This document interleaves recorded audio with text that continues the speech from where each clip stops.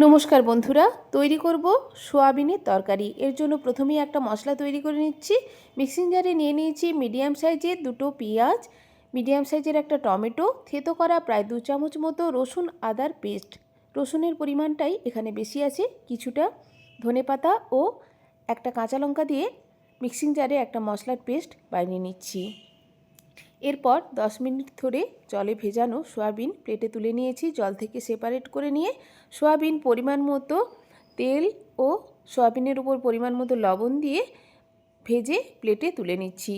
Soybean প্রথমেই এইভাবে ভালো করে ভেজে নিয়েছি লাল লাল করে। এরপর দিয়ে দেব আবারও কড়াইতে তেল দিয়ে সয়াবিনের তরকারিতে দেওয়ার জন্য আলু, যেটা আগে থেকেই কেটে রেখেছিলাম, সেটা ভেজে নিচ্ছি পরিমাণ মতো লবণ দিয়ে। গ্যাসের ফ্লেম লোতে রেখে ঢাকা দিয়ে, এইভাবে ঢাকা দিয়ে ভাজার ফলে আলু কিন্তু ভাজতে ভাজতে প্রায় 50% মতো সেদ্ধ হয়ে যাবে। দেখুন, লবণ দেওয়ার পর ভালো করে মিক্স করে ঢাকা দিয়ে আলু খুব ভালো করে ভেজে নিয়েছি। এরপর আলুও প্লেটে তুলে নেব। এইভাবে আলু ও সয়াবিন ভেজে সয়াবিনের তরকারিটা তৈরি করব। খেতে অপূর্ব হয়েছিল। আপনারা অবশ্যই এই রেসিপি ট্রাই করবেন। আবারও কড়াইতে তেল দিয়ে কিউব আকারে কেটে রাখা পেঁয়াজ ও ক্যাপসিকাম গ্যাসের ফ্লেম হাইতে করে দিয়ে ভেজে নেব, লবণ ছাড়াই। লবণ কিন্তু এই ক্যাপসিকাম ও পেঁয়াজের উপর দেওয়া যাবে না। লবণ ছাড়াই গ্যাসের ফ্লেম হাইতে রেখে ভেজে প্লেটে তুলে নেব। পরে এগুলো সয়াবিনের তরকারিতে দেব। এইভাবে ক্যাপসিকাম ও পেঁয়াজ ভেজে সয়াবিনের তরকারিতে দিলে সয়াবিনের কারি খেতে অপূর্ব হয়। রুটি, লুচি, পরোটা বা ভাতের সাথে এরকম সয়াবিনের তরকারি খেতে বেশ ভালো লাগে। দেখুন, প্লেটে তুলে নিয়েছি। আবারও তেল দিয়ে গোটা জিরে ফোড়নে দিয়ে দিচ্ছি। প্রায় হাফ চামচ মতো গোটা জিরে দিয়েছি। ফোড়ন থেকে একটা সুন্দর গন্ধ যখন বেরিয়ে আসবে, এখানে দিয়ে দেব একটা তেজপাতা। তেজপাতাকেও একটু তেলের সাথে ভাজা ভাজা করে নিচ্ছি।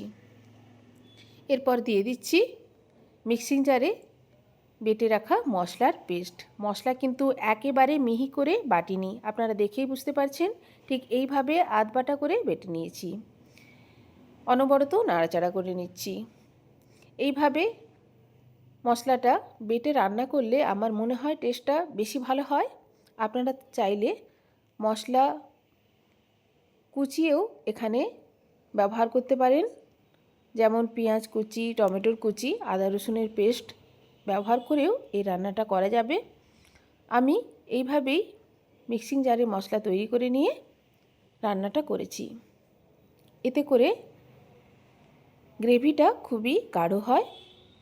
মশলা একটু ভাজা ভাজা করে নেওয়ার পর প্রায় 1 বাটি মতো টক দইয়ের ওপর গোলমরিচ গুঁড়ো দিয়েছি, হাফ চামচ মতো 1 চামচ মতো ধনের গুঁড়ো, 1 চামচ মতো জিরের গুঁড়ো, হলুদ গুঁড়ো ভালো করে মিশিয়ে নিচ্ছি। এখানে হাফ চামচ মতো চিনিও দিয়েছি। চিনি দিয়ে আবারও ভালো করে মিক্স করে নিচ্ছি। এইভাবে টক দইয়ের সাথে গুঁড়ো মশলার একটা পেস্ট বানিয়ে নিয়েছি। এই মশলার পেস্টটা দিয়ে দেব ভেজে রাখা মশলার ওপর। এইভাবে খুব ভালো করে মিশিয়ে নিচ্ছি। দিয়ে দিচ্ছি ভেজে রাখা মশলার ওপর গ্যাসের ফ্লেম লোতে করে দিয়ে। যেহেতু টক দই অ্যাড করা আছে, গ্যাসের ফ্লেম লোতে রেখেই দিতে হবে, তা না হলে কিন্তু টক দই কেটে যাওয়ার সম্ভাবনা থাকে। অনবরত নাড়াচাড়া করে মিশিয়ে নিচ্ছি। আবারও এখানে দিয়ে দেব মশলার বাটি ধোয়া জল। মশলার বাটি ধোয়া জল দিয়ে ঢাকা চাপা দিয়ে অনবরত ঢাকা খুলে নাড়াচাড়া করে মশলাকে খুব ভালো করে কষিয়ে নেব। এইভাবে খুব ভালো করে মশলাটাকে কষিয়ে রান্নাটা করব। মশলা ভালো করে কষানো হলে তবেই কিন্তু যে কোনো রান্নার স্বাদটা বেশ ভালো হয়। অবশ্যই খুব ভালো করে মশলাকে কষিয়ে নিয়ে রান্নাটা করতে হবে। দেখুন, মশলা আমি কষিয়ে নিচ্ছি। এইভাবে একবার আপনারা অবশ্যই রেসিপি ট্রাই করবেন। এবং আমার এই রেসিপি যদি আপনাদের ভালো লাগে অবশ্যই আমার চ্যানেলকে like, comment, share and subscribe করার অনুরোধ রইল। দেখুন খুব ভালো করে মশলা আমার কষানো হয়ে এসছে। দেখেই বুঝতে পারছেন মশলার কালার কিন্তু মশলার চেঞ্জ হয়ে গেছে। খুব ভালো করে মশলা কষানো হয়ে গেছে। মশলা কড়াইয়ের একটা সাইডে করে দিয়ে আমি এখানে হাফ চামচ মতো বাটার অ্যাড করছি। একটু বাটার দিয়ে এর উপর আমি দিয়ে দেবো 1 চামচ মতো কাসুরি মেথি। কাসুরি মেথি বাটারের সাথে মিক্স করে একটু ভাজা ভাজা করে নিচ্ছি। আপনারা চাইলে এখানে তেল বা ঘিও ব্যবহার করতে পারেন। আমার কাছে বাটার ছিল, আমি বাটার অ্যাড করছি। এরপর মশলার সাথে মিশিয়ে নিচ্ছি। দেখুন এরপর আমি দিয়ে দিচ্ছি ভেজে রাখা আলু ও ভেজে রাখা সয়াবিন। আলু সয়াবিনকেও অনবরত মশলার সাথে নাড়াচাড়া করে নিচ্ছি। মশলার সাথে নাড়াচাড়া করে আলু সয়াবিনকে মশলার সাথে খুব ভালো করে কষিয়ে নিচ্ছি। এতে করে মশলার একটা সুন্দর ফ্লেভার সয়াবিন ও আলুর মধ্যে খুব ভালো করে ঢুকে যাবে। এরপর আমি জল দিয়ে সেদ্ধ করে নেব আলু ও সয়াবিন।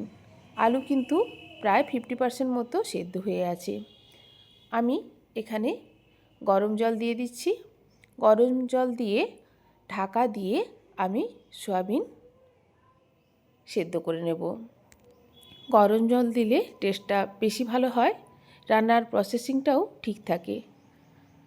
দেখুন সয়াবিন আলু সেদ্ধ হয়ে গেছে। একটু আমি লবণ এখানে অ্যাড করেছি। ঢাকা দিয়ে সেদ্ধ করে নিয়েছি। একেবারে রেডি সয়াবিন আলু 100% মতো সয়াবিন আলু সেদ্ধ হয়ে গেছে।